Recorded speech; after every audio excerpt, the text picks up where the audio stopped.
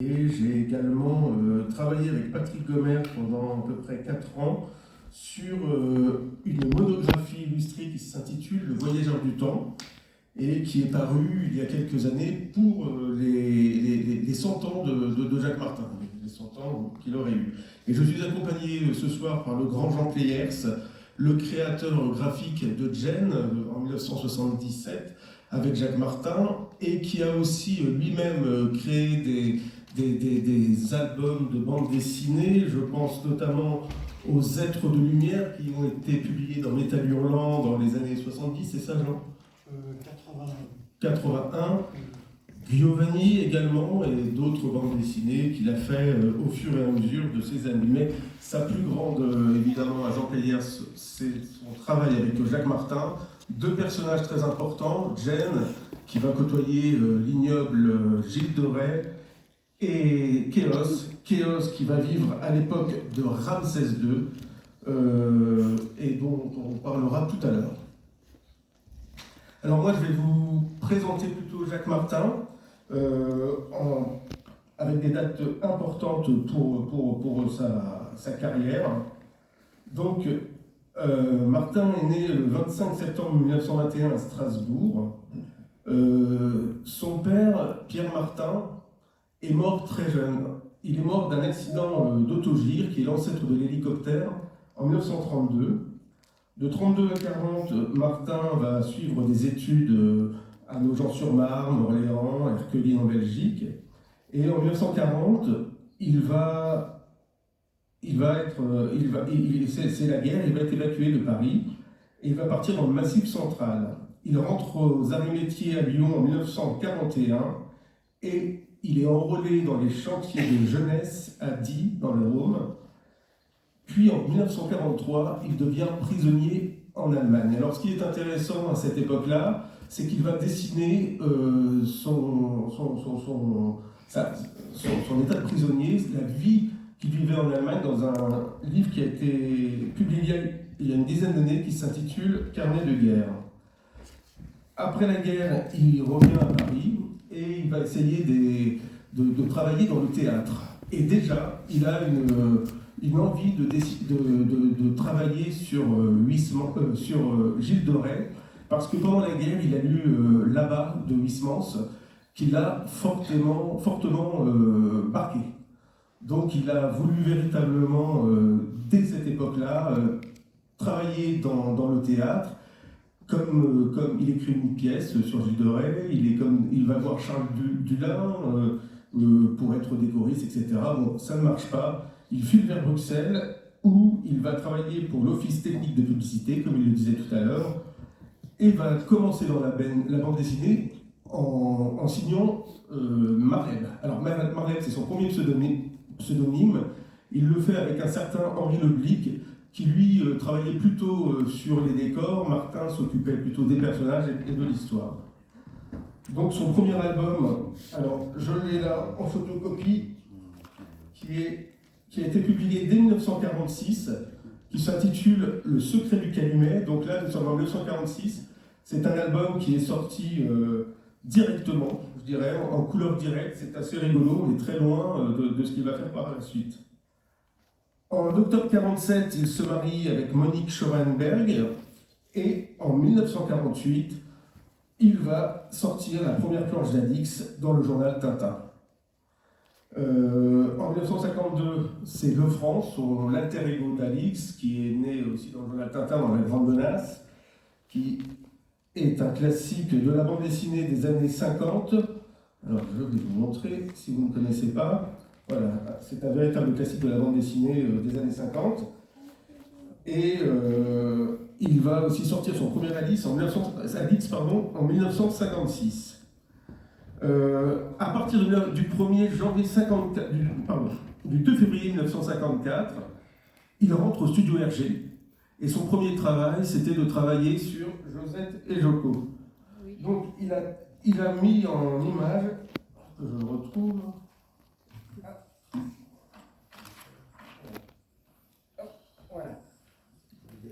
Voilà, c'est lui qui a dessiné cette aventure, avec sûrement l'aide de Bob de Moore, mais et de Hergé évidemment, hein, parce que ça a été aussi un ping-pong au niveau du scénario. Hergé avait déjà quand même dessiné une vingtaine de pages dans le petit 20e, dans Cœur Vaillant, pardon, ou dans le petit 20e dans les années 30. Mais Martin va reprendre cette série, et ça a été un peu le César Louvre 3 pour rentrer chez Hergé. Et sa première collaboration avec Hergé sur Tintin, c'est l'affaire Tournesol, où ils ont véritablement travaillé tous les deux, que ce soit pour le scénario et le dessin. Leur collaboration va durer jusqu'à vol 714 pour Saint-Mer, avec des hauts et des bas. Et puis il quittera le studio en 1972. Dans ces années-là, il va travailler effectivement, et c'était dans son contrat, hein, il était directeur du studio Hergé. Il va travailler sur ses propres séries. Il fera L'Ouragan de Feu, il fera Les Légions Perdues, enfin des classiques là plutôt, voilà, Les Légions Perdues, qui sont des classiques de la bande dessinée des années 60 et sur lesquels il va travailler avec l'aide des studios Hergé et avec ses collaborateurs personnels comme Roger Leloup, qui va créer plus tard Yoko Tsuno, Michel Desmarais, etc. Il quittera le studio Hergé en 1972. Et dans les années 70, il va rencontrer. Il était ami depuis très longtemps avec Paul Cuvelier, qui un jour lui propose, lui propose de faire la connaissance d'un petit jeune qu'il connaît, qui s'appelle Jean Pléière. On est d'accord? Oui, oui. C'est comme ça. Donc, Jean est allé à son magasin, il vous l'expliquera tout à l'heure, et voilà, une collaboration très importante est née à partir de ce moment-là. Ensuite, donc la première aventure de Xan, qui va devenir Gênes, il va vous expliquer pourquoi tout à l'heure, paraît en 1978. Parallèlement, en 1977, Gilles Chailly reprend le personnage Lefranc dans une aventure qui s'intitule Les Portes de l'Enfer. On avait cherché pendant un bout de temps un dessinateur capable de le faire. Bon, il y a eu Bob Demour en 70 qui avait repris le repère du loup, mais voilà, c'est à partir de 77 que Jacques Martin et Gilles Chailly vont collaborer pendant une vingtaine d'années. Ensuite, il va déménager en 1984 de la Belgique. Ah oui, j'ai oublié de vous dire, il est né en France. Il a habité longtemps en Belgique et après il est allé en Suisse. Et donc, en 84, il habite en Suisse et il sort le premier album avec André Juillard d'Arnaud, Le Pic Rouge. En 1990, il sort Orion. Alors, Orion, c'est un personnage vivant dans la Grèce antique. Ça a toujours été un peu son rêve, hein, de travailler. Voilà, Orion. S'il avait eu la documentation nécessaire dans les années 40, il aurait sûrement fait d'Alix un jeune grec. Bon, il ne l'a pas fait parce qu'il n'était pas, justement, il n'avait pas la documentation nécessaire, mais il a créé donc cet Orion quelques années, 50 ans plus tard presque, ou 40 ans en tout cas, et voilà, il a vraiment réalisé un rêve qu'il avait très envie. Parallèlement à ça, il va créer avec Jean Pléière Kéos, qui, comme je le disais tout à l'heure, vit à l'époque de Ramsès II. Il crée aussi les voyages d'Alix qui vont se décliner en plusieurs versions autour de ces personnages. Le but, c'est de revisiter des monuments importants de l'époque. Et à partir de ces années-là, il va commencer, en 1989, il va attraper ce qu'on appelle la macula, qui est une maladie des yeux, hein, dégénérative, et donc il va ne plus voir. Donc il va s'entourer de collaborateurs avec lesquels il va travailler, comme Raphaël Morales, Christophe Simon, Marc Nicchio, etc. Et qui vont travailler eux aussi sur l'œuvre de Martin.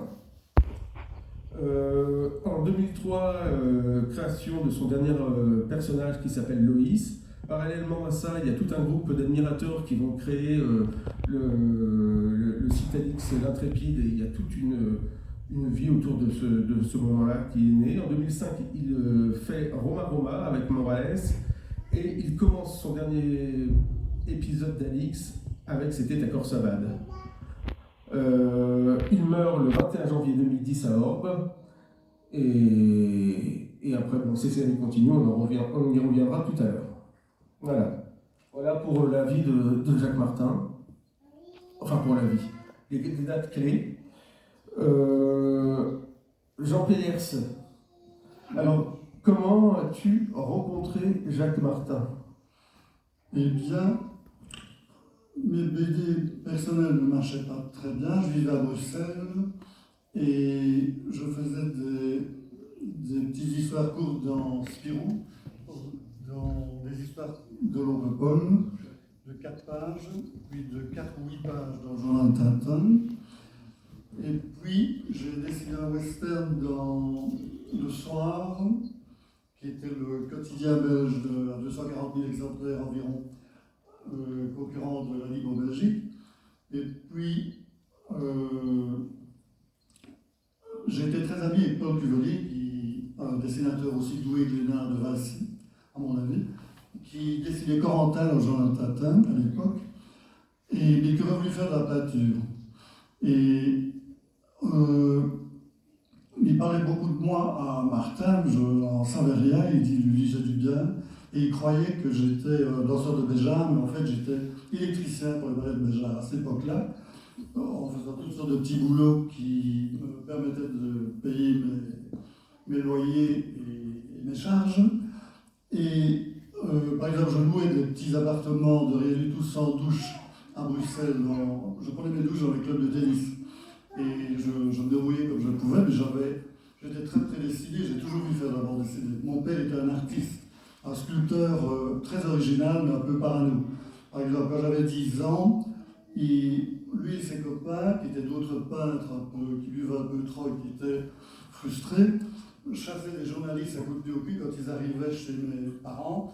Et moi, je me disais que si je pouvais gagner ma vie en tant qu'auteur de bande dessinée plus tard, parce que je ne pouvais pas être ni peintre ni sculpteur, par réaction par rapport à la paranoïa de mon père, je me disais que je ferais tout à l'envers et je ne dirais certainement pas merde aux journalistes, sinon j'aurais plus de chance de me faire connaître.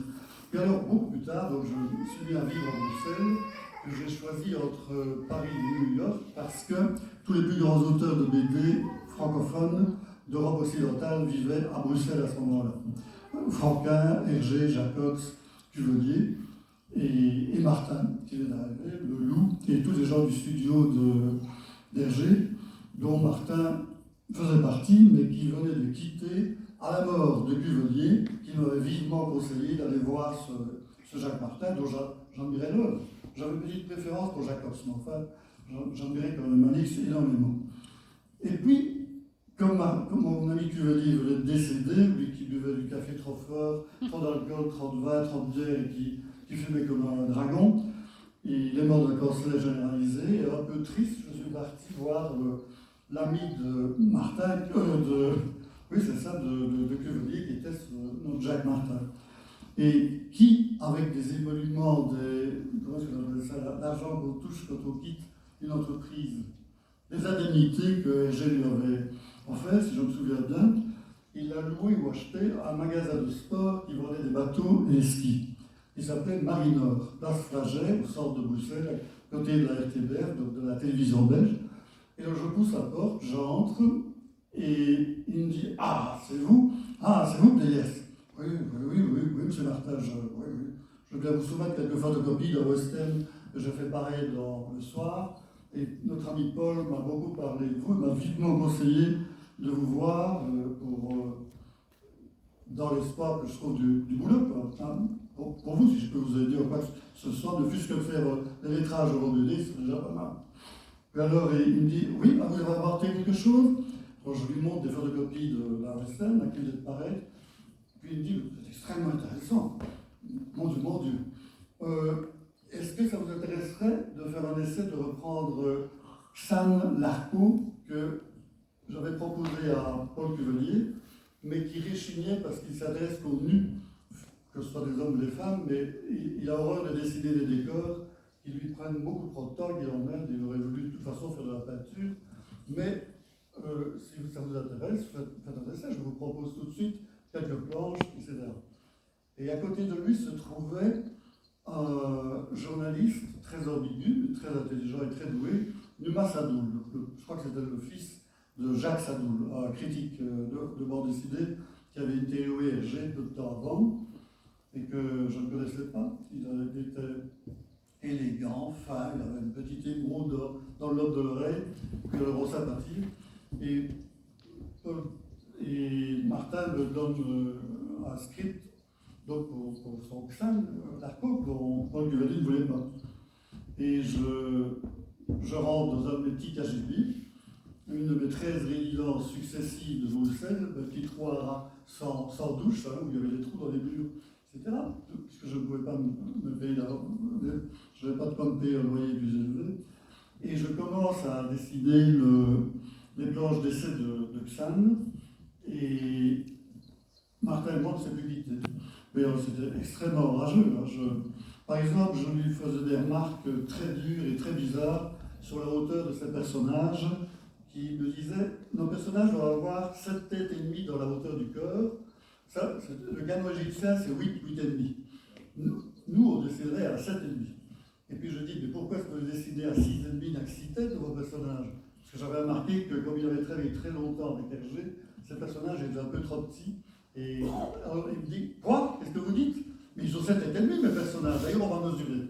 Alors il mesure, et il tirait la latte en trichant pour que ce personnage ait vraiment 7 têtes et demi dans le cœur. Et alors, et moi je lui retirais sa règle, je lui dis, mais vous trichez, monsieur Martin. Ce n'est pas vrai, votre personnage a 6 têtes et demi. Quoi? La porte est là, sortez, il me dit. Un jour, qu'on se discute, on venait à peine de se connaître depuis 15 jours, je lui ai proposé 2-3 planches d'essai, puis je ne suis pas sorti, je suis resté assis, sans bouger. Et j'ai bien fait, parce qu'on a vendu 1,5 million de gènes 30 ans après. Et Numa Sadou m'a regardé d'un drôle d'air. Et ça a été le début d'une très longue collaboration absolument extraordinaire. L'ombre et la lumière. Lui se prenait pour Gilles de Rais, moi pour Gênes, et vice-versa. Et d'ailleurs, moi je ne m'intéressais pas du tout à Gilles de Rais. Je ne suis pas du tout pédophile, et je suis totalement contre cette tendance diabolique. Mais enfin, je me suis très intéressé à l'histoire, à la recherche historique, aux personnages ambigus, aux grands seigneurs du Quattrocento italien, et j'ai commencé à faire des recherches historiques, alors que l'histoire ne m'a jamais intéressé plus que ça. Le dessin non plus d'ailleurs, mais j'ai toujours aimé raconter des histoires. J'ai une âme personnellement un peu de romancier, de metteur en scène de cinéma. Ouais. Donc, merci pour cette introduction. Donc, alors, je vais vous parler maintenant, en suivant tout de même le plan de Christophe, hein, de la création d'Alix. Alors, au début de la guerre, Martin a lu Salammbô de Flaubert. Ce roman l'a enthousiasmé. Alix est né de cette lecture, mais aussi d'un tas d'autres références conscientes et inconscientes. En 1945, lors de sa période parisienne, Martin allait fouiner dans certaines librairies. Un jour, il trouve dans un magasin près du boulevard Saint-Germain de vieux traités historiques sur la Grèce et Rome, dont l'œuvre de l'historien Glotz, professeur à la Sorbonne, et une collection datant de 1890. Et en lisant ce livre, il apprend qu'à l'époque où César entreprenait la conquête de la Gaule, une légion de mercenaires gaulois combattait en Syrie aux côtés des Romains contre les Parthes. C'est en repensant à tout cela que Martin crée Alix. La première planche qu'il présente en 1946 à Raymond Leblanc, donc le directeur du journal Tintin, est très inspirée de Bénure. Mais il faudra attendre 1948 pour que Alix soit publié dans le journal Tintin, donc 2 ans après sa première présentation. Il faut savoir aussi qu'Hergé, qui était le directeur artistique du journal, avait refusé tout bonnement le dessin de Martin à l'époque parce qu'il n'était pas encore prêt. Il lui manquait quelque chose. En 1948, quand même, Leblanc insiste et le prend dans son journal. Donc, Alix Intrépide débute en septembre 1948, cela fait déjà 75 ans, et ses aventures continuent maintenant. Et voilà, là c'était vraiment les sources de Jacques Martin. Alors, comme il y a un film, je crois, le film.